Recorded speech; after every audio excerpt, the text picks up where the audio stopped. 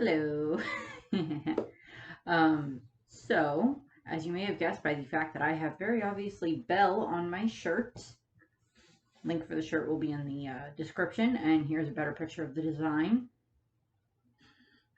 I have a ton of these, as you've noticed. And the roses behind me in the Beauty and the Beast book, this is obviously going to be about...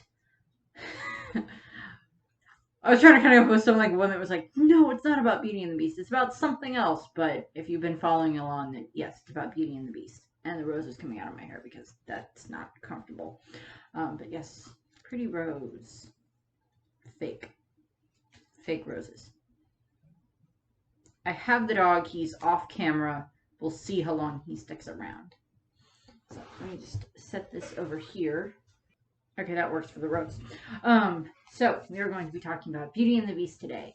The movie came out in 1991, and it's Beauty and the Beast. The concept behind the story is rather simple. Sometimes it's a little bit overlaid with more things of it's usually just a girl it's about an arranged marriage type thing. It's a girl decides to stay with a man in order, and it results in her father and her family, and in the case of some of the main ones from France, her father and her sisters being very wealthy and having very well-to-do and such. And I kind of equate it to the Greek tale of Eros and Psyche. I think is kind of where a little bit of the idea for Beauty and the Beast came from way back. Because, it was an arranged marriage. He did it to protect her kingdom because Eros fell in love with her. But, he was afraid that if she knew that he was, the god of love, Cupid for all intents and purposes. Well, Eros is Cupid in the Roman mythology is his name, but he's not a chubby baby. In Disney, he's a chubby baby, but I'll go over that when we get to Hercules. Some of the gods they got right in Hercules, some of them they didn't. But this is Beauty and the Beast, so different story. But it's she does end up loving him for him type of thing is what it is in the Greek mythology. But Greek and Roman mythology. In kind of the French version of the fairy tale, she has three older sisters. It's her father and her sisters. It's 2 or 3 depending on the story, and it's her father was doing rather well in his businesses, and then that kind of didn't work out and they went into poverty, so they left and they went into the village, and the dog is okay. I thought the dog was gonna move. And they go to be in poverty, and she does so much of the work because she's the very good daughter, Belle, beauty type thing. There's so many different variations of the story. I've seen one that's like Beauty and the Beast where it's like Beauty is a rabbit, and the dog is a type of dog that very much is designed to chase rabbits. There's lots of different Beauty and the Beast stories, and it permeates into different cultures as well. In some cases, it's, the girl falls in love with a dragon or marries a dragon in order to protect her family, and then, the dragon ends up turning into a human at some point, for whatever reason. There's a lot of different variations of Beauty and the Beast and different legends and such. Just like Cinderella, it's one of the oldest permeated legends. Snow White and the Seven Dwarfs, in comparison, is quite a bit newer. Beauty and the Beast, a bit newer in regards to, or not Beauty and the Beast, Sleeping Beauty is a bit newer in regards to that. Little Mermaid is a very young fairy tale. The concept of like mermaids has been around for a very long time, dating back to like sirens and different things like that would like lure men to their deaths on rocks to, for their pleasure, I guess. Dating all the way back that far. But, like the concept of some of the basic stories that Disney has picked on or picked for, that they picked from, or sometimes ones that are very old legends, so they kind of try to find the best one that works for how they want to tell it. Little Mermaid, that was the previous video. Beauty and the Beast takes place in France. It's probably about 16th century, 18th, that range. of France, given, you know, the architecture and such that they use, because they very much were inspired by a lot of the different architecture. But it, you know, basic story is the narrator explains there was a castle, there was a prince that lived in the castle. He was, you know, very handsome, but he was spoiled beyond all measure. And you know, the old beggar woman comes one night in the cold and offers him a rose in exchange for shelter from the bitter cold, and he turns her away. And you know, the don't be deceived by appearances, you know, the don't judge a book by its cover type of thing. And he turns away, and then she curses him into, you know, she's a powerful enchantress, and she curses him into a beast type thing. You know, we get that, and that's, you know, that's told through the stained glass windows that are supposedly the stained glass windows of the castle. And then we cut to, you know, it's supposed to be several years later, you know, the whole concept of, you know, he can be freed when he learns to love, and when the person loves him in return. In a lot of cases, it's, you know, he must find a girl that will fall in love with him despite his outward appearance, and he has to fall in love with her, and, you know, type of thing.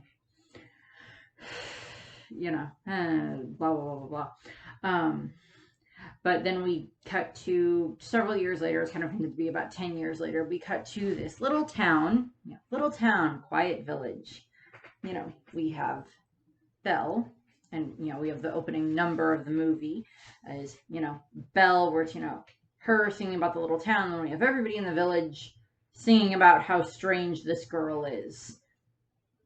I'm like, I would call you the weird ones because you're singing about a girl as she's walking through your village and acting like she has no idea what you're doing. Admittedly, it's, you know, movie plot. Oh, the dog's moving. The vase is glass, so I have to be careful if the dog moves. Hi.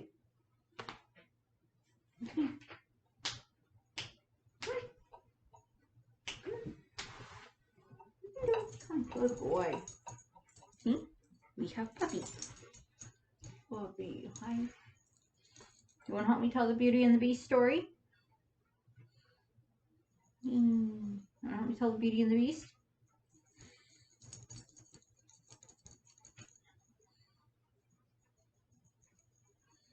He's like, I will stay here as long as you keep petting me. You want to sit?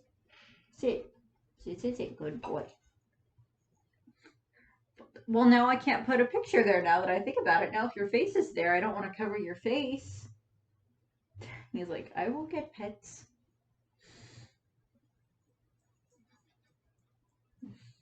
Hi. How do I know people aren't just coming to watch the dog? Everybody keeps saying the dog is cute in the videos. Dog.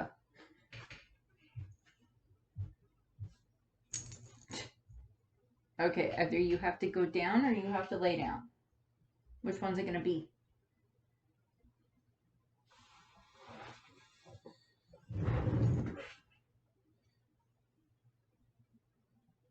What's it going to be? Are we going to leave them waited on bated breath while we wait for you to jump off the bed, or lay down? Down.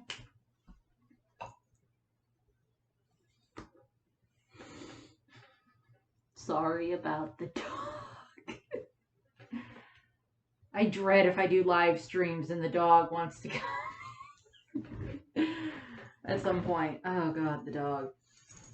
By the way, thank you to anyone that has been subscribing. I kind of have recorded a bunch of these beforehand and gotten them edited and everything. So this is kind of after a lot of the stuff has been going up for a little while and after people have started to subscribe. So thank you to whoever has been subscribing. Okay, the dog's moving.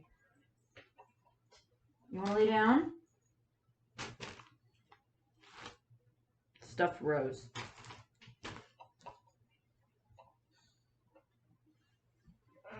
Lay down. Lay down. Lay down. Okay. Okay. I'm going to get the dog out of here because I can't do this with him here because unless he lays down, then that's different. Okay, he laid down. Let's try this again. Yes, I'll try to pet you while I talk. we were gone all day yesterday, and he's like, I need attention now because I was alone all day. Okay, sorry, dog. So yeah, we cut to the 10 years in the future. We have the little town, quiet village. We have Belle singing. We have everybody in the town singing about her, how she's such this, this very odd girl. She's beautiful, but she's, very strange and likes to read because reading is strange. And yeah, well, at the time, it wasn't considered proper for a young girl to read beyond one that was like a, high class, high breeding, high society type thing.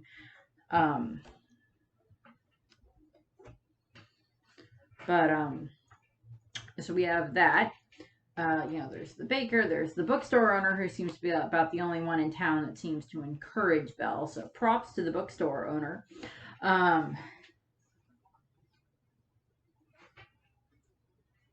Props to the bookstore owner. And we meet Gaston and Le Fou, who's of course his little henchman thing. We know Gaston's goal is that he wishes to marry Belle because she's the most beautiful girl in town. And of course, she's the most beautiful, I'm the most handsome, therefore we should get married. Yeah, no. Belle doesn't want that. We know this. We know this very easily. If there's so many other girls in town, the three bimbettes, as they're called, adore Gaston. They're just, meant to be, background characters type thing. You get, I guess, a slight bit of their history, a little bit in, like, the live action one, which this video is going to be about the original movie, bit of the history behind it, the second movie, which is the Beauty and the Beast, Belle's Enchanted Christmas, and then Beauty and the Beast, Belle's Magical World, Belle's Enchanted World, whichever one you want to call it. We're going to go over those three in this video, and then depending on how long that is at that point in time, the rest of it, which would be the Kingdom Hearts, the miscellaneous animation stuff that has been in the Once Upon a Time stuff, the Descendants stuff, and the live action remake from 2017, will be in the second video, because there's a lot for Beauty and the Beast in this stuff in Disney history. The dog settled down for a little bit. So we have all of that, but this one is the original movie and a little bit extra, or the two sequels. So back to this. Sorry, some of this will get edited out. Some of the stuff with the dog will be edited out, but we'll see what happens with that. Okay, sorry. Yeah. So yes, Gaston wishes to marry Belle. She doesn't want that. He basically insults her for all intents and purposes. How can you read this? There's no pictures when he's looking at her book. It's not right for a woman to read. Soon she starts getting ideas and thinking and all that stuff. And, Gaston, of course, does not like this idea of an educated woman because to him, education isn't necessary. He's like, I'm strong, I'm brave, I can hunt, I can, do all this other stuff. So why do I need to be smart? Why do I need to be cultured? Which, we get a little bit more of Gaston and Le Fou's history in the live action version. We don't get too much of it here. But we get, Belle explains, no, I have to go and help my father. I can't do anything. I can't come to the tavern with you, because of course she doesn't want to go to the tavern anyway, but I was like, no, I have to go and help my father. And it's like, that, Le Fou, that crazy old buffoon, crazy old loon. And said the man whose name is literally the Fool. Belle rushes home to, of course, help her father, who is Maurice, who is an inventor, and he's trying to build this, wood chopping machine, which is kind of a plot point a little bit. Kind of shows that he's not an idiot, he's not crazy, he's just very, very inventive, which, works. But, he's very supportive of Belle and what she wants to do, and, the fact that she doesn't want to marry Gaston. She wants to find someone who's actually, kind of meant for her. She wants to see so much more than this little village and everything, which is, of course, part of Belle's song. She wants to, she wants so much more beyond the, beyond the walls of this village. She wants an adventure. And, so we get that. And of course, they fix the wood chopping machine and it's all set to go. And Maurice goes off with their horse, Philippe. And unfortunately, he ends up getting lost in the woods and separated from Philippe after they get attacked by wolves. And Philippe, gallops off and ends up back back to the village, to the farm, where of course Belle is. But first we're gonna follow Maurice, and he ends up at this big, creepy looking castle in the middle of the woods because. But we get through. Maurice gets to the castle, and he's like, "Okay, well, I guess it's safer than being out here in the woods with the wolves," and gets inside, and he ends up finding this talking clock and talking candelabra. Cogsworth is, of course, the clock, and Lumiere is, of course, the candelabra. And, Cogsworth wants Maurice to leave because, he's getting inside. He's not supposed to be in here. We need to get him out of here. Lumiere wants to, of course, welcome him. And then we're introduced to Mrs. Potts, who is a teapot. And it was the head cook. It lists here as, Cogsworth was the head butler. Lumiere was the maitre d', who would be in charge of, all the food and everything. Miss Potts was the head cook, and she has her son Chip, who is a little teacup, of course, who, whether or not he just has the chip in the teacup because his name is Chip, or for whatever reason that was his name beforehand. You got turned into a good thing that fit your name, apparently. And then, of course, we're introduced to Fifi, who is the feather duster. And there is a little footstool dog named Sultan, who is adorable. And at some point gets turned into we know at the end of the movie, of course, everybody gets turned back into their human forms, or in Sultan's case, his dog form. One of the things that always bugged me about Beauty and the Beast is, I love Be Our Guest. I love all the different musical numbers where they have all of the objects dancing and singing and everything like that, and I love that. But then it's like, okay, a lot of the objects were quite obviously people that worked in the castle. Mrs. Potts was the cook, Lumiere was the maitre d', Cogsworth the butler, and everything, as I said. And Chip was her son, was Mrs. Potts' son, and Fifi was the probably like the head maid or something along those lines. But it's like, okay, I get that probably the chef one of the other cooks got turned into the oven, because we see the oven later on. We see there's like a hat rack that moves. There's like, Sultan was a dog in the castle. There's like a whole bunch of other ones that it's like, okay, the very obviously ones that are, have personalities and such seem to have been like they were real people. But then there's other ones that were, it's like all the silverware and all the plates, all the china and everything all move, and they're all enchanted. And I'm like, okay, I get, and they kind of go over this a little bit more in the live action one, where it stated that like the enchantress's spell also made everybody that was like knew about the castle forget about the castle, and everybody that was inside of the castle. But it's like, okay, so every single one of these forks, knives, spoons, utensils, plates, and everything was a person? Or is it just the fact that they are enchanted at the moment, just so that way they're allowed to move and everything, because it just makes it that the beast can still survive in the castle and everything, and everybody can still kind of do their jobs? That was just always one of the things that always bugged me. I still love the movie, and I will still watch it and adore it, but that was just always one of the things that makes me go, okay, sure.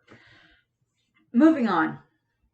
They try to give Maurice, a nice spot to sit by the fire and give him, tea and everything. And of course, the beast shows up, and he doesn't like this because there's, a strange person in his house. And, he, tries to scare off, he doesn't try to scare off Maurice. He just literally scares Maurice, and then takes him and locks him in the dungeon, which seems to be like a tower dungeon from what we see later on, with the fact that Belle goes up to find him. So he's like locked in a tower, and such. And and then we see Philippe has been working his way back to the village, And we cut to the next morning in the village after, Maurice left, and we cut to the next morning in the village, and we get that, Gaston has, all this wedding planned and everything for him and Belle, and everybody's there, and nobody seems to have a problem with the fact that, okay, he clearly hasn't asked her to marry him yet, and yet he's assuming that she's going to say yes. At least in the story for Beauty and the Beast, because in the story it's, Belle ends up going and living with the Beast in exchange so her father can go back and, he gets to be with her sisters and they're safe and their money flourish and everything. But then Belle stays in the castle, and like the Beast's one request in the actual fairy tale, or one of the main variances of the fairy tale, is that she is, that the one request that the Beast has is you can have free reign of the castle, you can go wherever you wish, and there's these rooms that you can never get bored in and everything, so she can go wherever she wants in the castle. The only request that I have is that at night, at dinner, you come and have dinner with me. That's his only request in the basic fairy tale. And Belle holds up her end of the bargain, of course, in the fairy tale. She goes and has dinner with him all the time, and at dinner he always asks her to marry him every single time. And she always says no. She says no every single time. So it's at least the Beast is, more. You're about to hear barking because my mom just got home, and I'm pretty sure the dog's going to go and welcome her. So you'll probably hear barking in a second. So I apologize. But maybe not. There's the barking. But we get a whole bunch of, nobody in the village has a problem with the fact that Gaston hasn't proposed to Belle yet, and yet they're all expecting her to say yes. And he goes in, and the whole thing of, my little wife massaging my feet and all of these kids and dogs and everything, and she's like, yeah, you can see it in Belle's face, yeah, no, that's not happening, get out of my house. And then he ends up falling into mud, and he's very angry, and he goes off. And then we have, the reprise of Belle, which is, more Belle singing about, I want much more, so much adventure and everything. And that's when, she sees Philippe. Philippe shows back up, and she makes him take her to where he last seen her father in the forest. And they end up at the castle, which, supposedly you're not supposed to be able to find this castle, but Maurice did and Belle did. And they get to, Belle and Philippe get to the castle, and we are introduced, we see the creatures again, the objects again, and, Cogsworth and Lumiere kind of lead Belle to where Maurice is in the cell in the tower, and, Mrs. Potts and Chip and Fifi are all talking about, it's like, Mama, there's a girl in the castle. No, Chip, there's no girl in the castle type thing. And, so we get all of that. And then we get where, Belle finds her father. We get that reunion between the two of them. And she then is, okay, well, I'm going to get you out of here and then we'll both go home. And he's like, no, you have to leave now. He'll find you. He'll lock you up too. I don't want that to happen to you. And then the Beast shows up. And, he's like, I will let your father go if you stay here with me. Well, it's kind of more Belle offers to stay. In this case, it's Belle offers to stay. In a lot of cases, it's Belle offers to stay with the Beast in exchange for her father's freedom. So it is a little bit of, the arranged marriage type thing that was, very commonly done amongst high society for a very long time, for hundreds and hundreds of years. And, the way that you made your way up in society was, of course, you married into a higher family than what you were born into. And it was usually, daughters marry into a higher family, and then, she's has proven herself. She's either of at least decent or good breeding herself, and then she's able to produce an heir to that family, and then, her family gains influence by her marrying into this other family. And she's then able to, get favors, give money to her own family, different things like that. It was, lots of arranged marriages were done this way. Not that all arranged marriages didn't end up being happy marriages. It's just that a lot of them were this. They were, you're doing it because you're supposed to. It was what was expected of daughters and such at the time. given the certain circumstances of the family. It's, you know, and a lot like, it is a little bit like Cinderella in the fact that it's going from like this one level to this other level of, you know, Cinderella goes from this maid, scullery maid, and everything, basically slave in her own household, all the way up to being the princess. And with Belle, she goes from this little town, and now she gets to go be in this big palace and everything. And, you know, and she trades her freedom for her father so he can leave. Beast kind of just throws him out, and, you know, he gets taken back by the enchanted carriage that hasn't moved in a long time, taken back to, you know, town and dropped off there. And then, you know, Belle stays in castle, and she's, you know, heartbroken about this, of course, if she didn't get to say goodbye. And we get where, you know, Lumiere makes the comment to the Beast of, you know, well, she, you know, she's going to be with us for quite a while, so shouldn't you give her a better place to sleep than, you know, the cell? And the Beast relents, and he takes her up to this very nice room that's probably bigger than their actual house. In the live action one, you get a better scope of the room, but in the original movie, it's still a very nice room. And, you know, she has the talking wardrobe that she meets, and she meets Potts and Chip, and she very much likes them off the bat, but she's like, no, I can't be happy here and everything. And, you know, the Beast does the whole thing of, I request that you have dinner with me. It's, you know, or not, I request, you know, it's like, you're kind of ordered to have dinner with me tonight. That's not a request type of a thing.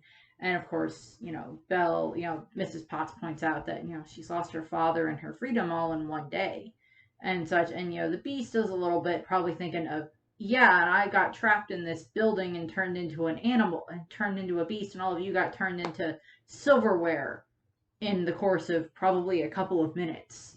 You know, 10, you know, it's about supposed to be about 10 years ago or whatever. You know, they fudge us a little bit on the timeline, because it's like, you see that the prince it's supposed to be that on like his 21st birthday is, and like when the rose will wilt and he can no longer turn, you know, he can't be turned back into a human.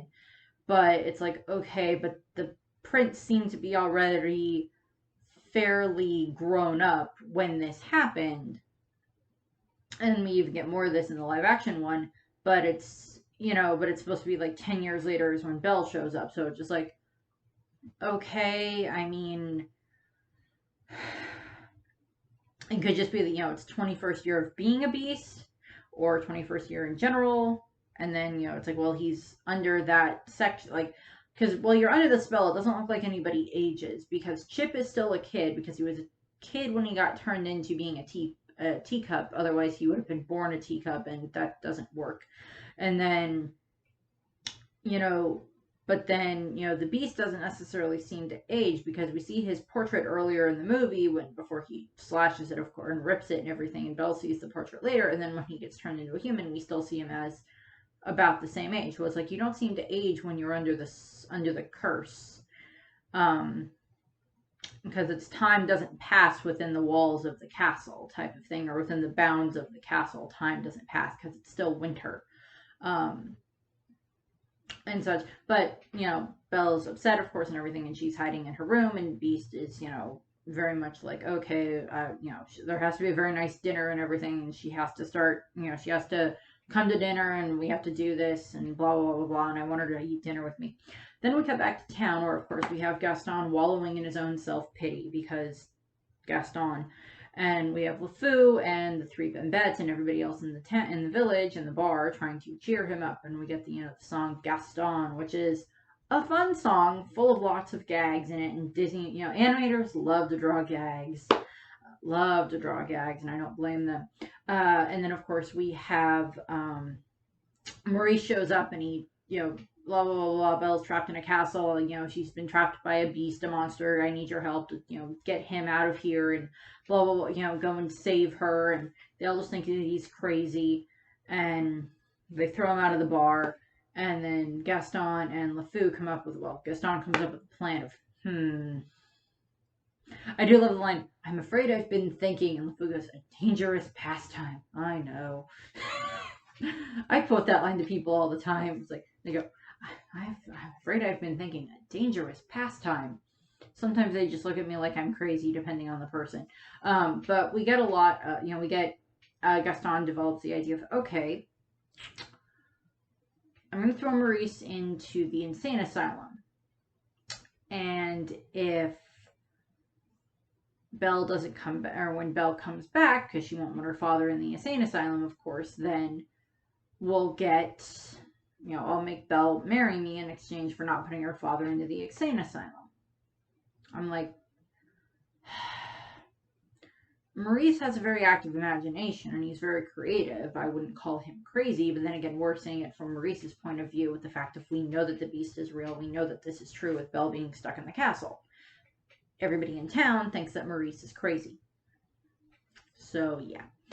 And Gaston is just going to use that to his advantage. Admittedly, not a bad plan, but we don't like Gaston. So, but then we end up cutting back to the castle, and we get, of course, Belle sneaks out of her room. Well, first Belle and Beast have this big shouting, argument in regards to, Belle doesn't want to come down and eat dinner with him. So he's like, okay, fine, you can stay in this room and starve. If you don't eat with me, you don't eat at all. And he storms off back to the West Wing where she's not supposed to go. That's the one place in the castle she's not supposed to go.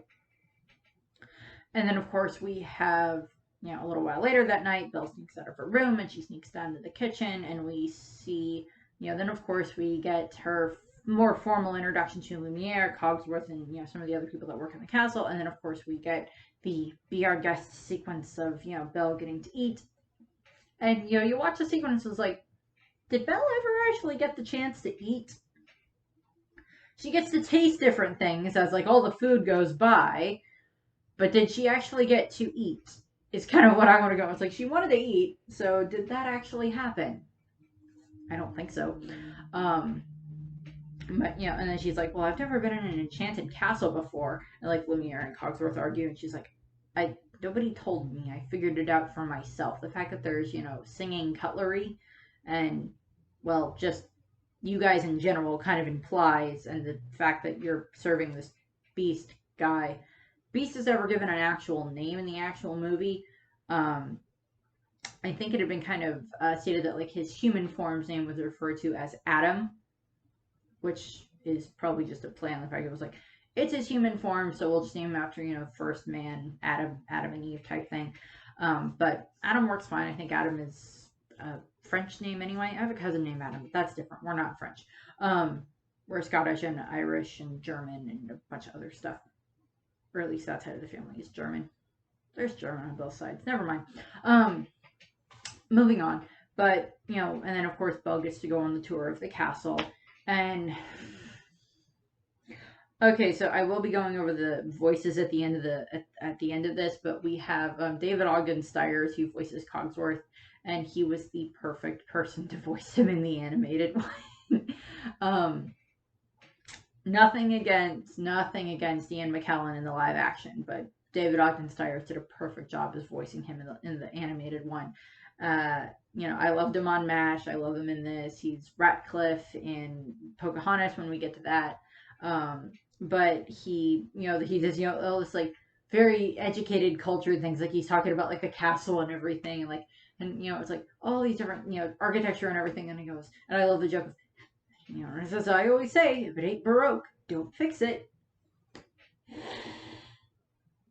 Then, of course, Belle tries to go to the West Wing, and, Lumiere and Cogsworth insult and try to stop her, and then they list off all these other different things, and, of course, they list off the library. And Belle's like, do you have a library? And, of course, she kind of pretends like she wants to go to the library. She does, honestly, of course, want to go to the library, and we know this for later. But they head off to the library, and she sneaks upstairs up to the West Wing, where we see her interact with the bell jar with the roses, with the rose in it, where her and Beast, of course, end up interacting, and he shouts at her, and she runs off after he screams at her to get out, and she runs off into the forest, and we get, Beast chasing after her, and he saves her from the wolves. And, because Belle's a good person, she, Beast gets hurt by the wolves, of course, but she's like, I can't leave him here to die.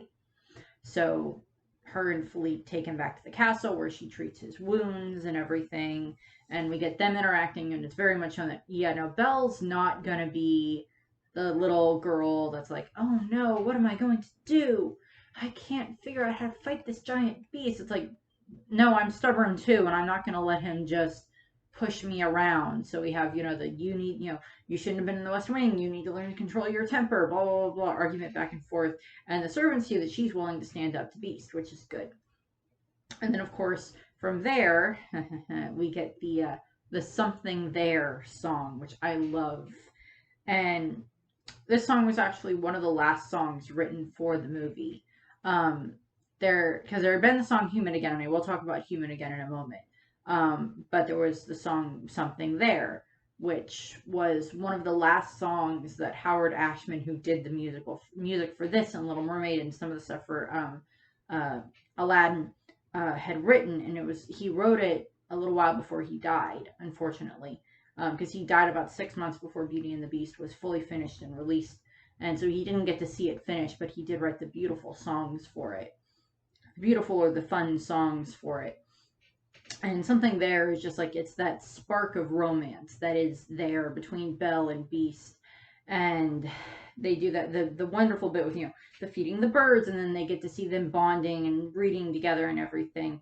And the servant singing about, there must be something there.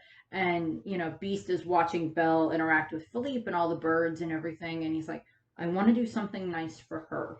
She's so kind. I want to do something nice for her, to kind of like an apology to a degree for like scaring her out of the castle. And I love the fact that I love not Lumiere's line, Cogsworth's line, and the line was improvised, or part of the line was improvised, where I love that flowers, chocolates, promises you don't intend to keep. I love David Ogden's tires. I wished that they had put that same line in the live action one for Ian McKellen to say, because that would have been so good for Ian McKellen to say, flowers, chocolates, promises you don't intend to keep. But then, of course, Lumiere's like, no. This would be something she'll like. I'm like, I'm sure Belle would enjoy flowers and chocolates. The promises you don't intend to keep can be a bit left up for debate, but that's not what we're talking about. But, so Belle and the others, Beast shows her the library, and I want this library. I would love this library. I want the library from Beauty and the Beast. It's like, goals, library. I want this library. I want these, although in my case it would be walls covered in books about Disney, other fairy tale books, manga, other books that I really like too, but there'd be like manga everywhere. And comic books.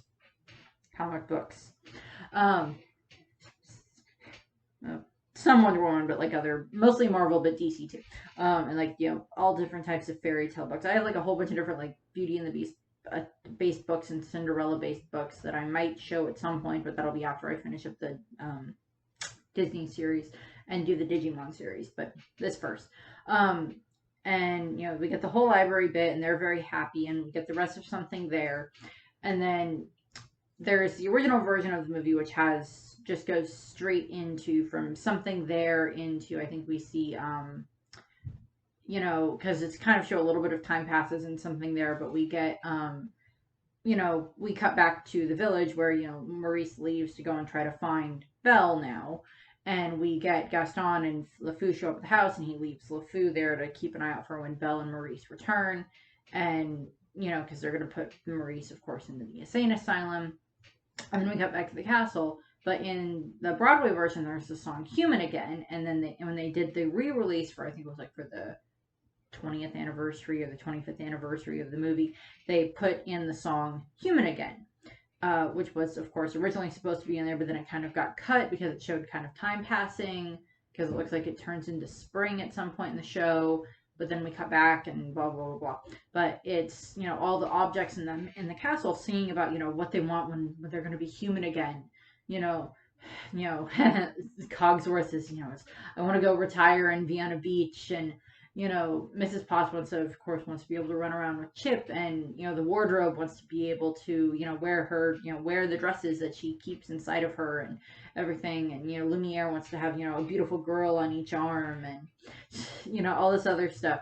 And it's, all of the castle and everything singing, and it's them getting the ballroom ready too, that they show throughout. Because like the first part of the song is like Cogsworth going, okay, everybody, we've got approximately this many hours to get the ballroom all set and ready for the night, and everything, half of you to this wing, half of you to this wing, the rest of you follow me.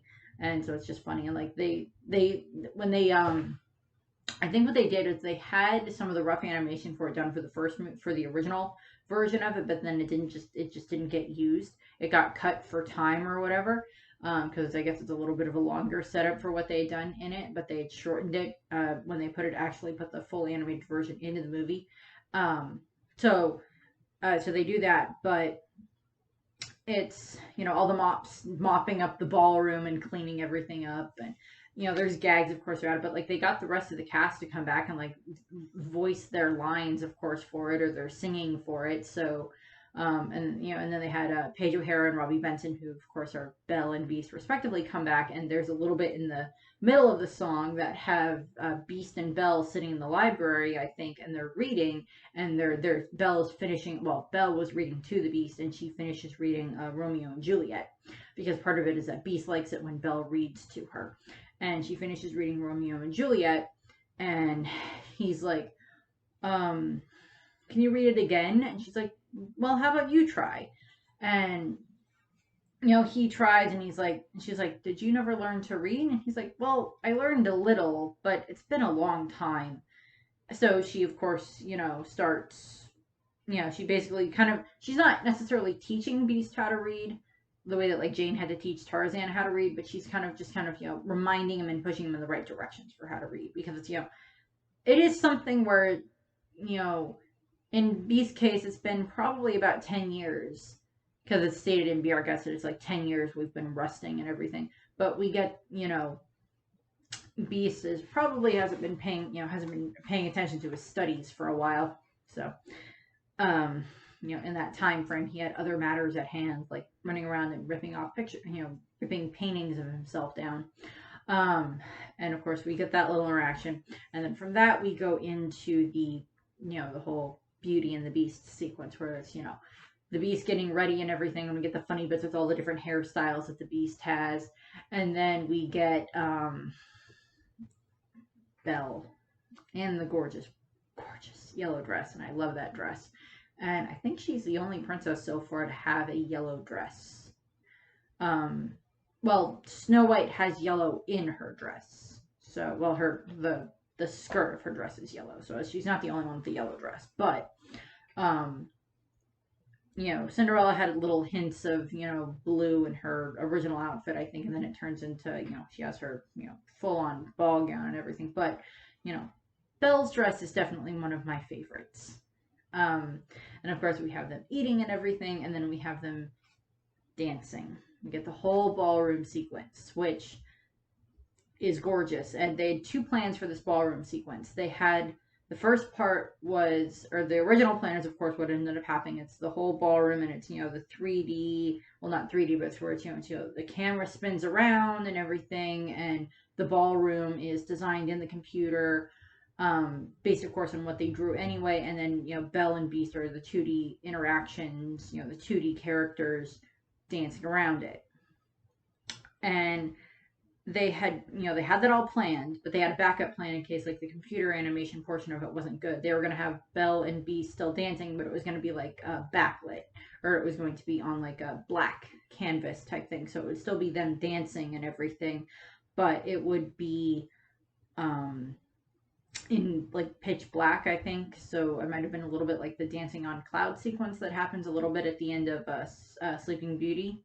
But they do that, and of course we get the Beauty and the Beast song, of course sung by Angela Lansbury, and then we have, Beast is very happy with Belle, but he's like, she seems a bit sad. She's like, are you happy here with me? And she's like, yes, I wish I could see my father again. And of course that results in him, giving her the mirror that allows her to see Maurice, and she sees that he's, lost in the woods, and he's very sick and everything. And she, the Beast, she's like, I have to go to him and everything. And but then she's like, but I made the promise that I wasn't going to leave. And Beast says, we see him kind of struggle a little bit, but he's like, go and find your father. I release you, type thing. And she heads off, and everybody, of course, all the servants are, of course, sad that Belle left and everything. Like, Chip stows away with her as she rides off with Philippe to go and find her father. And she finds Maurice and brings him back to their house, of course. And, she's trying to nurse him a little bit to get him all better and everything. And then we get, Gaston and Monsieur des Arcs, who is the head of the insane asylum, shows up. And he's ready to take away Maurice. And Gaston does the whole, if you would marry me, I could make this whole thing stop. And Belle, of course, refuses and everything, which she proves that her father's not crazy by showing everyone the enchanted mirror and showing Beast in the mirror. And yeah, that's probably not the best idea in the world, Belle. Probably not. But we get, then we get the mob song, because we have Gaston and all the men in the village and everything. Gaston's feeding, of course, on everybody's fears, and it's like, we're gonna go to this castle and we're gonna kill the Beast, and save our town or everything, because he's gonna come back and he's gonna steal your children in the night and kill them and everything. So there was like, it's kind of like, well, let's kill that thing before it can kill us. So they're all riding off, and Belle and Maurice are kind of put into like this cellar of something, I guess. And Chip kind of makes the wood chopping machine, uses that to free them. Which I'm like, okay, how did he know how it worked? Whatever. But he frees them, and then Belle and Maurice and Chip are riding their way back to the castle. And of course, Gaston and everyone have approached the castle, and Beast is kind of like, Beast has basically kind of lost the motivation to live at this point in time, because he doesn't want to live without Belle, type of a thing. And he like doesn't care if they get into the castle, but like all the rest of the servants, of course, don't want the villagers to get into the castle because they'll destroy everything. And then, of course, the villagers do, of course, get in, and then all the servants attack and everything, and that's just a great sequence of Cogsworth stabbing LeFou with scissors to save Lumiere, and Lumiere saving Fifi, and Mrs. Potts, and like teacups pouring boiling water down on different people and everything, and all this other stuff, and all the other like gags that are also kind of a scary thing to happen, like knives chasing you and everything. So it's like, yeah, that's fun. But like the villagers all end up kind of running out, and of course Gaston is going off to try to find Beast so he can kill Beast. And he finds Beast, and of course he hits him with one arrow, and then Beast still doesn't want to fight back, because he doesn't doesn't have the will to, type of a thing, because his will's kind of broken at the moment. And then he gets kind of him and well, he kind of defends himself a little, but then him and Gaston end up out on the ramparts of the castle, and then that's when Belle and Maurice ride up on Philippe, and Belle's screaming, is like, no, Beast, kind of basically kind of encourages him to fight back. So he does fight back, and he fights against Gaston, and we get the whole him chasing Gaston kind of chasing him around the rooftops with all the gargoyles and everything. And then of course Beast gets stabbed by Gaston at some point, and Beast is about to, or no, he doesn't get stabbed quite yet, but Beast has Gaston hanging over the side of the castle, ready to drop him, but he doesn't, because Belle begged for her father's life, and Gaston begs for his own life, which is if you're being held by a beast at by your throat over the falling into the ravine or whatever, I'd be like, yeah, no, I'd be begging for my life too. But of course Beast doesn't drop him. He tries to let Gaston go, and Gaston kind of pretends like he will go, but Beast is climbing his way up back to Belle. So they're almost reunited, and then of course Gaston stabs Beast in the back, and at that point that basically results in Gaston falling to his own death. And of course we get the confession of Beast said to Cogsworth, I love her and everything. He let her go because he's in love with her, and now of course we get Belle doing the confession of you can't leave me, I love you, type of thing. Which by God, if that type of confession didn't work all the time, then anybody that was in a coma that had like their their their soulmate or their parent or their whatever next to them, saying, you can't leave me, I love you.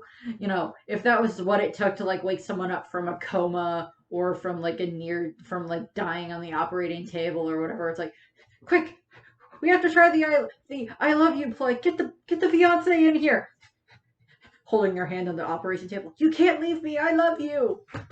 I mean, if that works, that would be great. I mean, like in Storybrooke, in Once Upon a Time, that kind of works, but not all the time. But it's like, yeah, that if we can get medicine to that point, then that would be great. But unfortunately, that's not the case. Um, but then we get, Beast, of course. Now I refer to it, because obviously Doctor Who I refer to as like the Time Lord regeneration sequence, because he like lights up and glows, and like the light shoots out of his, around his neck and his arms and his feet and everything, like what happens when like the Time Lords regenerate in Doctor Who. And I'm not the only one that's made that comparison. I know other people have too, and I'm fine with it because it's funny. I would think Disney is fine with it too at this point, because it's just funny, and it's not an insult or anything. It's just like, he regenerated. The Beast was a Time Lord all along.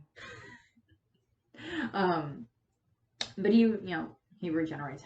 He's healed and he's turned back into the human, and of course we get him, Belle recognizing that it is Beast.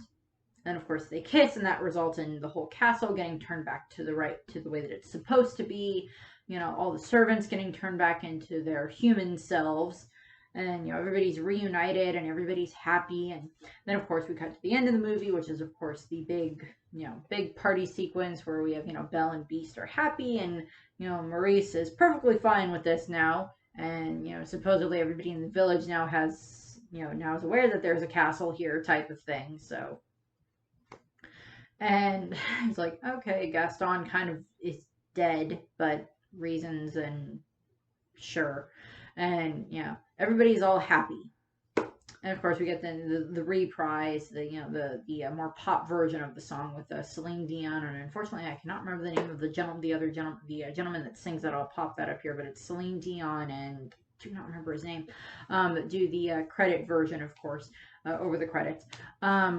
Voice talents. We have Paige O'Hara as Belle. We have Robbie Benson as Beast. Both very much Broadway people. Richard White as Gaston. Not super familiar with him. Jerry Orbach as Lumiere, who is from Law and Order. Did this before Law and Order. He had been on Broadway for quite a while. We have Angela Lansbury, as I said, as Mrs. Potts. We have David Ogden Stiers as Cogsworth / the narrator. Bradley Michael Pierce as Chip. Not super familiar with him. That's about it. Not really any of the other ones that I recognize. Beauty and the Beast was one of the other movies, as I said, that was done with music done by Howard Ashman. The original version of they had been working on it for a while, for like the first 6 months to a year for the production of the movie, and they had a certain part built up that was more based on Belle has sisters, and that it's very closely related to the French version of the fairy tale where she has sisters, and her father went to make made the deal, and she has to go and everything. So it was much closer to that, but that didn't that thankfully didn't ended up happening. Not that would have been a bad version of the film, but then we wouldn't have gotten the version that we have. So it's like you trade off and everything. They did go to France. They did see lots of different parts of French architecture and everything, from villages and castles and mansions and everything that would have been around at the time when they're kind of setting the movie. So they used those in the movie. They used the multi-plane cameras and everything for so many different effects in the movie, and for the ballroom scene at various points, of course, for the waltz sequence. Howard Ashman, of course, and Alan Menken did the music and the lyrics and everything for it. Unfortunately, Howard Ashman had passed away, unfortunately, about 6 months before the movie actually came out. Died from AIDS. And people that had worked with him on Little Mermaid, and then on this, and a little bit on Aladdin, because he was kind of involved with Aladdin as well with Alan Menken, were very, very, of course, heartbroken by this. But the success of Beauty and the Beast, that movie was the first animated movie to ever be nominated for Picture of the Year at the Oscars. It's the only one since then, because now the animated movies have their own category, because we can't have an animated movie winning Best Picture. Scandalous. They didn't win. I don't remember what won that year, but they didn't win, unfortunately. But they got a lot of they got like stuff for the score and for the music and everything. And they won a lot of Oscars. I do know that. Not Best Picture, but there was like a lot of different Beauty and the Beast songs that were nominated for the song for the Oscars. So it's just like, yeah, we've got a lot of Oscars. And of course, since then, they did the Broadway version and everything, and the other movies, which I'll be getting into now. Actually, well, first I have to take a drink of water.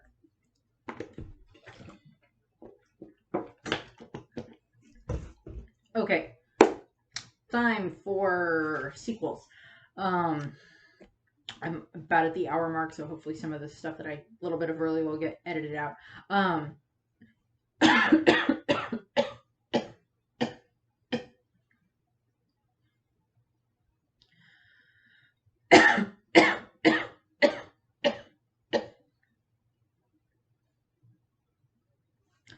That's about what we have for the original. Time for sequels. Okay, we have Beauty and the Beast, The Enchanted Christmas, which was just kind of Belle's Enchanted Christmas at one point. Came out in 1997. It is the first one of the princess movies to have a sequel. Not the first Disney one to have a sequel, but one of the first princess ones to have a sequel, because in this time frame also Rescuers Down Under came out. The movie is kind of a flashback movie. The first part of the movie, the first couple of scenes of the movie show villagers from the town making their way to the castle, and the castle is in its nice version state, the white and everything. It's not a black scary castle. We have Lumiere, Cogsworth, Mrs. Potts, Chip, and everybody at the castle, all in their human forms, and there's Deck the Halls is being sung, and they're all getting ready for Christmas, and so it takes place after the curse has been lifted. Then we have Cogsworth and Lumiere arguing over about how this Christmas is so much better than last Christmas and everything. And then of course we have Mrs. Potts saying, well, I thought that last Christmas was rather nice. And then of course we get the whole the movie is basically them remembering past the last Christmas, which is Belle's Christmas when she was at the castle the first time around, when during the curse time. And we cut back to flashback where we see all the servants. My idea of it is that it kind of takes place during this movie kind of takes place during the Something There sequence, within that time frame for Something There, because we have Something There kind of has a bit of time passing in the song. Human Again kind of does too, but this was before Human Again had been added into the animated version. So it kind of takes place during Something There, because we don't get a full explanation as to how long Belle is at the castle, and how long Maurice is out searching for her. But that kind of implies that Maurice was out searching for a long time to try to find her. But we have the servants trying to set Belle and Beast up, and Belle goes out to skate, and her and Beast kind of start skating around. And then of course we are introduced to our villain of the movie. We are introduced to Forte, who is a giant organ voiced by Tim Curry, Tim Curry does a great job at voicing villains, and I love him. He also does a great job at voicing sweet transvestites, if you like Rocky Horror Picture Show, but this is unfortunately not about that, but he does get to sing, so that works too. Tim Curry does get to sing in this, and it's a great, fun, tongue-in-cheek song. We're introduced to Forte, who is a giant pipe organ, and we are introduced to Fife, who is a piccolo. And Forte had been the court composer, royal musician type thing, before the curse had happened. And then Fife is a piccolo who's like part of the orchestra type thing, and he wants to be given a solo and wants to be recognized and everything. So he's kind of Forte's kind of little minion thing, and Forte seems to think that humanity is overrated. No, it's not. But he sends Fife out to go and try to kind of break up Belle and Beast because he's heard a little bit about Belle from the other servants talking, or from possibly Beast talking, because Forte kind of seems to be Beast's confidant, and such. One of the only ones that kind of listens to. Um, and the reason for why he's not shown in the original movie, I don't know if he was like a throwaway character that they had for the original movie and then they used him more in this. But Forte is kind of, he's in the wing. He as an organ, he's kind of chained to the wall so the organ doesn't fall over. So Forte has, unfortunately, unlike a lot of the other servants, has not been able to move from that spot for the past 10 years or whatever amount of time that they've been cursed. So he's kind of stuck. And Beast tends to go there. It's in the West Wing area because it seems to be rather adjacent to like the balcony room where Beast has the rose. And we have Beast seems to go there a lot and talk to Forte and listen to his music. But Forte does not like the idea of Beast and Belle falling in love because it kind of makes him lose his interest in Forte. It makes Beast makes Forte lose his influence. His influence over Beast if Belle is around. But Belle goes to, her and Beast are skating, and then Fife unfortunately kind of, makes them crash, and Beast and Belle kind of end up with a little bit of an argument. And then, of course, we have Belle and the servants walking through the castle, and she's like, well, don't you know what, tomorrow or the next day is or whatever? I'm like, no. She was like, it's December 24th or 5th. It's going to be Christmas and everything. And they're like, oh, well, we kind of don't do that here because the master doesn't like Christmas. Christmas is, of course, when he was cursed. Because it was winter, and Christmas and everything is when Beast and everybody was cursed. So you can kind of see why he doesn't have the greatest admiration for Christmas. But we get, Belle is very determined to have Christmas happen in the castle, and unfortunately, we end up that she decides that, okay, well, how would I make the master Beast a present? So she makes him a book, and it's a book full of stories. There's references to Beauty and the Beast in there. There's references to Little Mermaid in there. It's Belle sings as she's doing it, so that's kind of the first original song for it. We get stories, and it's a very good song. It's like it's like illustrated with like all these different pictures and everything. And we show her, we see her making a book and stitching it together and everything, with Chip helping her, and then they're taking it to go and deliver it to the master, and put it in his room and everything. And no, that's not when she's introduced to Forte. That's a little bit later that she meets Forte. But she leaves the present there, and then she heads off to go and talk to the other servants about well, let's, why can't we do Christmas? And Cogsworth is very adamant against it. Lumiere and Mrs. Potts, of course, want Christmas to happen. Fifi is, unfortunately, the feather duster is unfortunately not a very big part of this film. I wish she was a little bit bigger part of it, but we're going to meet the other love interest that Lumiere seems to have at the castle in a moment. So, having the feather duster there with his other love interest is probably not the best idea. I do at least like that with the live action version where they have Ewan McGregor playing Beast, that they make him a little less of a playboy. I mean, he does very much seem to love. They change Fifi's name to Plumette in the live action one, but I'll go over that more in the live action one in the other video. But they go up to the attic and they meet Angelique, who is a little treetop angel.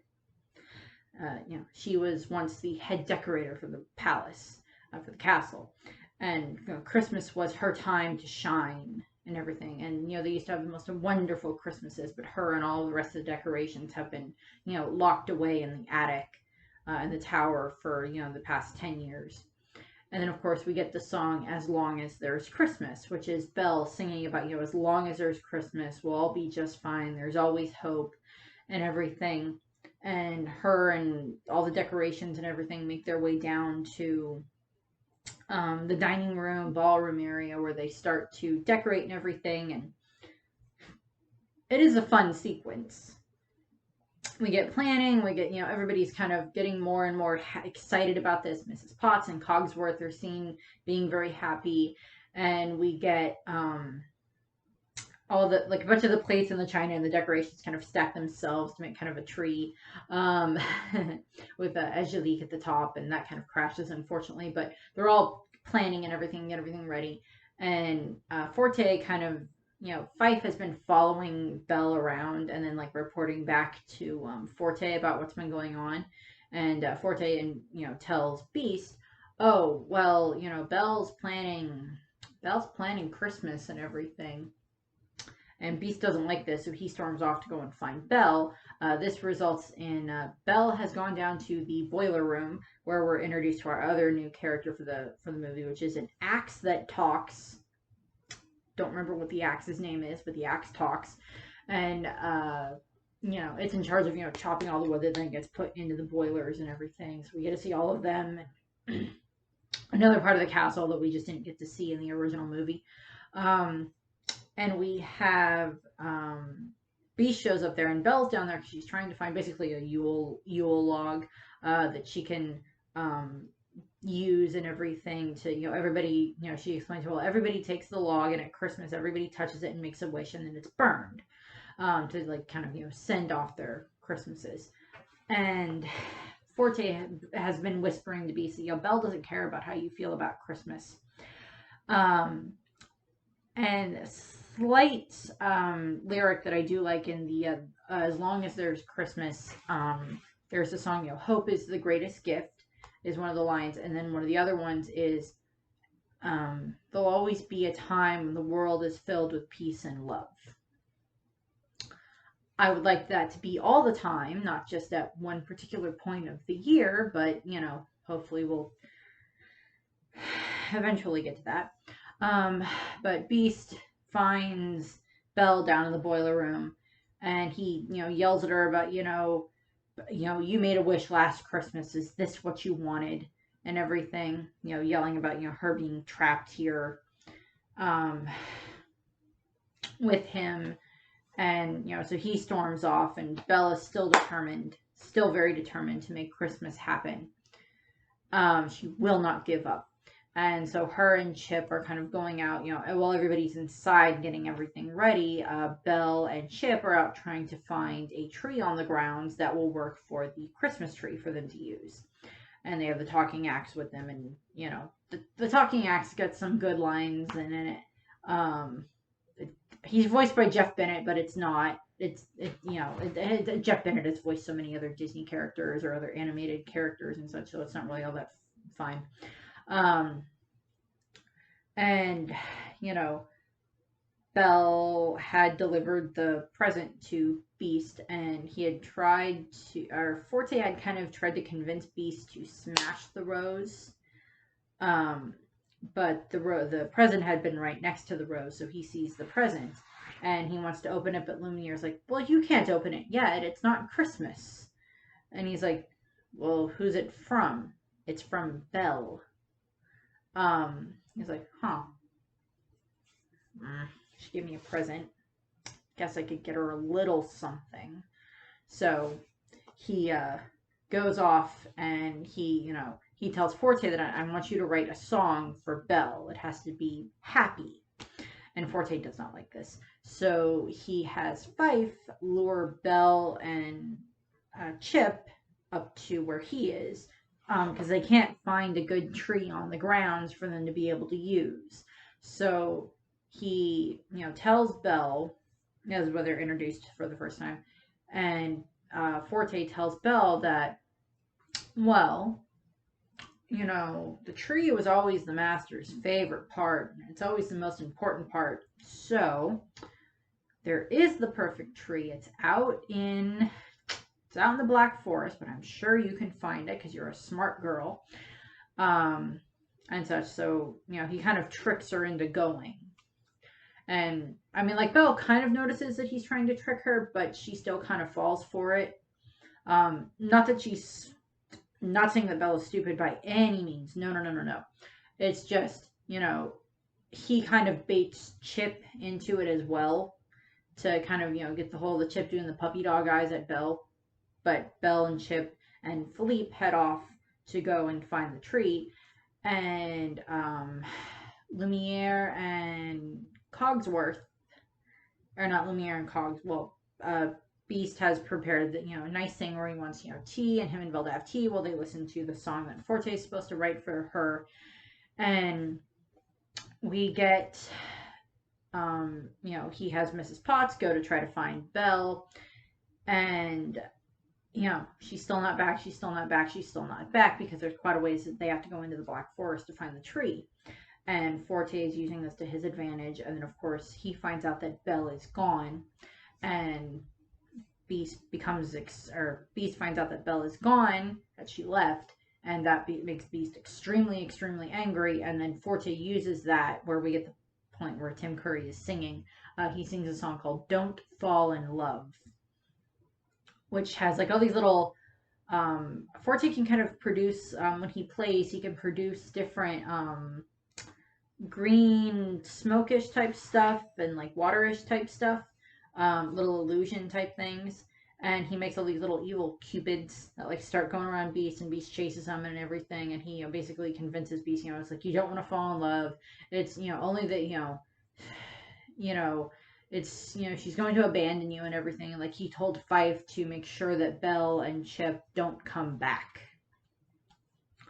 And Beast rushes out of the castle, storms out of the castle to go and find Belle. And at this point, Lumiere and Cogsworth have followed, and Belle, unfortunately, they found the tree, they got the tree chopped down, they're getting ready to haul it back, and unfortunately, they have to go over a frozen ice, or a river, a lake, or a river of ice. And unfortunately, Fife is kind of following what Forte wanted him to do, where he's supposed to try to, make it that Belle doesn't come back, which almost happens because the ice cracks and they, Chip and Belle fall into the water, and, Belle saves Chip, but then she gets, pulled underwater more, and, Cogsworth and Lumiere and Fife and the Axe and Chip are all watching, and Beast gets there, and he, dives into the water, and he does save Belle, and he, takes her back to the castle, and he locks her in the dungeon where he had, planned, where Belle would have ended up being anyway, but he puts her in the dungeon saying, this is what you get.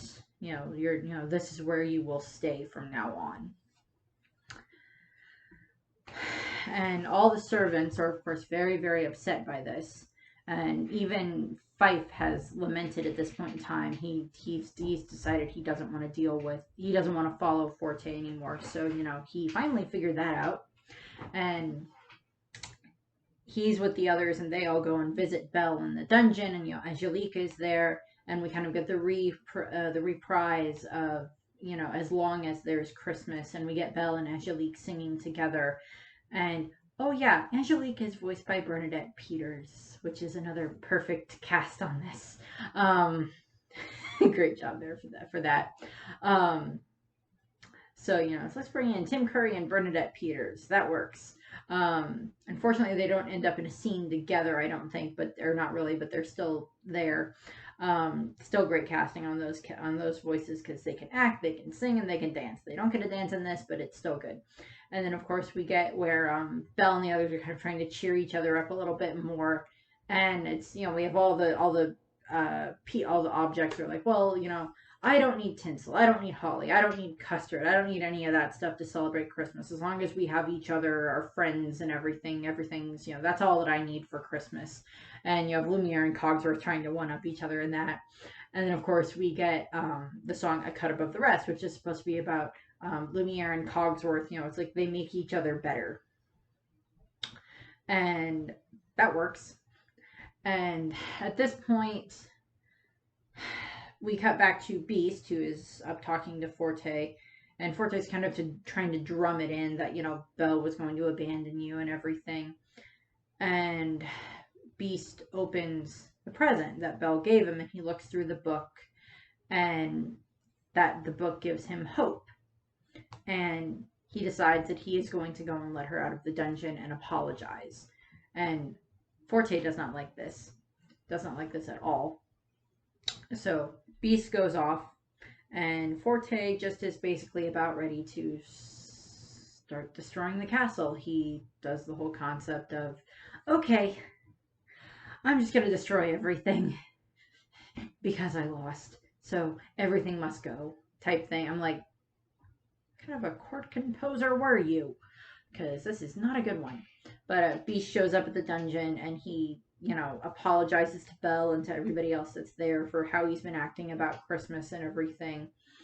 And they're all ready to, go up, and he's like, let's give Belle the best Christmas she's ever had. And then that's when Forte decides to start playing all the notes and everything extremely, extremely loud, and everything as loud as he can to start causing, kind of like earthquake type damage to the castle. And they're all rushing to get to where Forte is, and the servants protect the Belle. And Forte screams at Fife, they can't fall in love if they're dead. And, which ends up resulting in, Beast ends up destroying Forte. I think he takes part of the organ and throws it in another part of the organ, which I would think any music teacher, any organist would be like, no! But like he destroys this organ, which destroys Forte. And Belle and Beast and all the servants and everything are okay. And then we cut to, Beast does give Belle the best Christmas she's ever had. He found the tree again, and it's all decorated. And, we get, I put this as a little bit of an edit problem because we see Belle at the end of the picture that I used is, I think, from one of the book versions of the Belle's Enchanted Christmas, not the actual movie. But, Belle at the end of the flashback is in her yellow dress, even though it's supposed to be. I don't think she's supposed to be in the yellow dress until the Beauty and the Beast sequence, which would have happened later. But whatever. But then we cut back to the present, where we have everybody still reminiscing and everything. And what ends up happening is, Belle and Beast, human Beast at this point in time, Adam, whatever version, the Prince version, show up, and they come to the party and everything, and they give Chip a gift, which is the same book that Belle gave Beast. And then, of course, we have Beast and Belle go out onto the balcony, and, he gives her a rose as a present. And, and then I think there's like fireworks that happen, or just the two of them happy, and then they look up at the night sky, and that's the end of that's the end of the second movie. They had Bernadette Peters as Angelique. They had Tim Curry as Forte, and then Paul Rubens played Fife. Don't remember if I've seen Paul Rubens in anything. Then we have Belle's Magical World, which came out in 1980 or 1998, so just about a year later after this one. Still kind of takes place in the same concept of it takes place in the timeline of the Something There sequence, because we don't know how long Belle was at the castle. And this one is more a little episodic. It has little episodes that deal with a few other people in the castle that they have not met yet, but also just little instances of Belle and Beast interacting. The first one, which I've only really watched this one a couple of times, not as much as I've seen the other ones, but it's, we're introduced to a few other new characters. The first part is the perfect little world, and that has, we're introduced to Webster, who has a book, Crane, who is a pile of papers, and Le Plume, who is a quill. And, Cogsworth and Webster don't seem to get along very well, but, Belle and Beast, it's supposed to be about Beast learning different lessons about, letting his anger get a hold of him and everything. Not too much there. It's, just Belle meeting more people that live in the castle. Then we have Fifi's Folly, who is, which is about, Fifi thinks that Lumiere is in love with Belle, or is in love with someone, so she tries to Lumiere trying to take Fifi on a date, and just results in Fifi thinking that he's trying to do something else with someone else, and she doesn't like that because she's jealous. And it just results in a lot of miscommunication, but they end up getting together perfectly fine later on, and they're happy and everything. This, and then we have Mrs. Potts' Party, which I'm not as super familiar with this one. I remember some of the bits, but not too much of it. The dog is back outside the door, but I'm almost finished. But we have Mrs. Potts' Party, which is just about, Mrs. Potts is kind of the mother figure of the castle, and she wants to throw a party. Beast is upset because he had to spend part of the night fixing the roof, because it was leaking and everything. And there's like lots of different issues that happen, but it's, Mrs. Potts ends up getting her party in the end. And then there's another one that's called A Broken Wing, which is the last one, which deals with the little bird that got its wing hurt. And Belle and Beast kind of nurse it back to health, but Beast becomes a little too attached to it and he doesn't want to let it go, but Belle eventually convinces him that he does need to let it go. Not frozen let it go, but let the bird go so the bird can be free. And that works. So it's just a little episodic thing that deals with that. We're already at almost an hour and a half on this one, so I will put the rest of this stuff onto the second video, which I will probably be recording tomorrow or the next day, give or take. But that's what we have here for this stuff. And the dog is very much outside. So I'm done. Thank you very much. This one, the other part of the episode will be put up the day after this one is, after I've finished recording everything and getting it edited and everything. So there will be the other Beauty and the Beast one, and then after that it is Aladdin. So for me and the Roses, thank you very much, and I hope you have a very nice rest of your day. I thank you for watching, and I hope you liked the video. Bye! Don't you see? She's the one, the girl we have been waiting for. She has come to break the spell.